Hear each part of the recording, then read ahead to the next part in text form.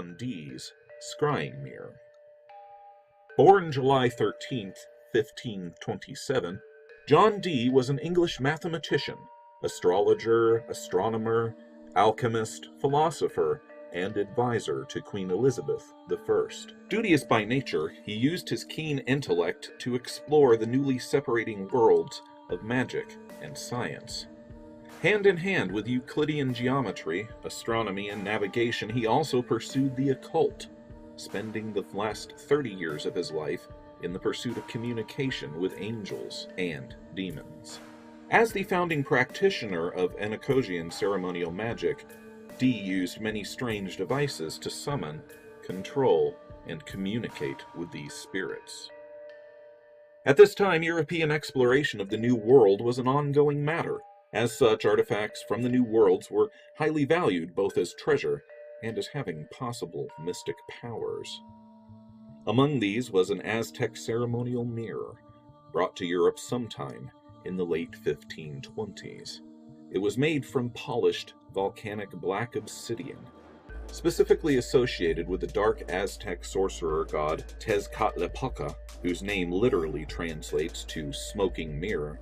It was allegedly used in Aztec rituals to communicate with the dark god. Rituals which were notoriously bloody and may have involved human sacrifice. Tezcatlipoca was a violent god and, among other titles, was known as the Lord of the Night Winds. He was often depicted as the archfoe of the feathered serpent god Quetzalcoatl.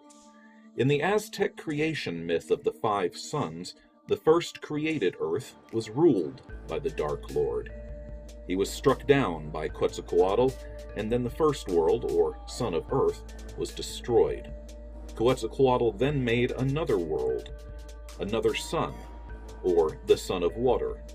This triggered an apparent cycle of creation and destruction between the two gods that may, or may not, be ongoing.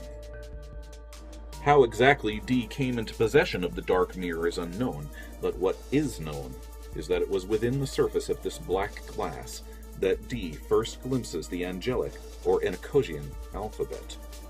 Convinced that this was the angelic language used in the Garden of Eden, Dee used the mirror, crystal balls, and ornately decorated seals to push the boundaries of reality and glimpse the ultimate truths of the universe.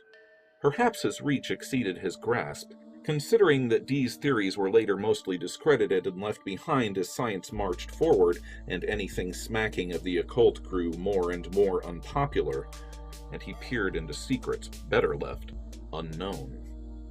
Or, more chilling, perhaps the dark spirit of Tezcatlipoca masqueraded as Dee's angels and wrought a supernatural vengeance for Europe's rape and plunder of the indigenous tribes of South America.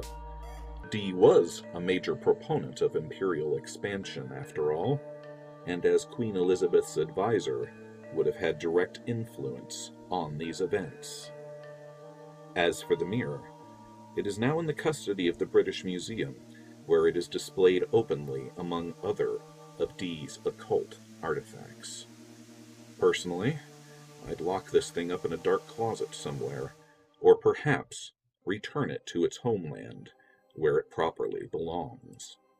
Perhaps then Tezcatlipoca would be appeased.